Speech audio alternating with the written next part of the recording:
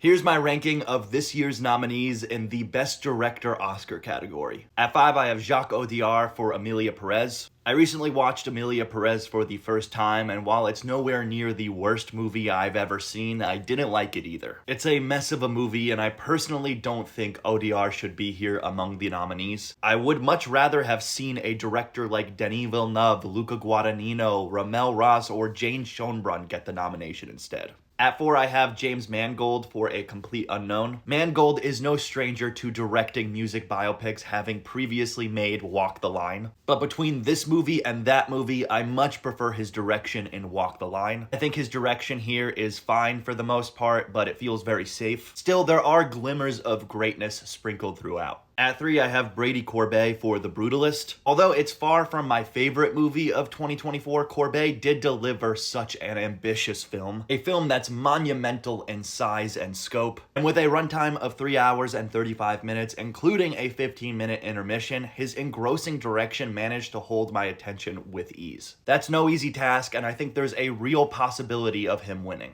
At 2, I have Sean Baker for Honora. He made this movie both hilarious and wildly stressful, sometimes at the same time, while interjecting emotional moments that hit you like a ton of bricks. And he does it all with such a feisty and sometimes chaotic thrill that has such a punch to it. Baker handles this film and its characters with such a potent sense of rawness. And finally, at number 1, I have Coralie Farja for The Substance. I just think it's so cool that a body horror film like The Substance has 5 Oscar nominations, and that's especially the case for the Best Director category. Farja gave us something unforgettable that's also ridiculously disgusting in the best ways possible. I love what she did with this movie. I love the insane places she took it to, and while I don't know if her chances of winning are high, I think it would be interesting.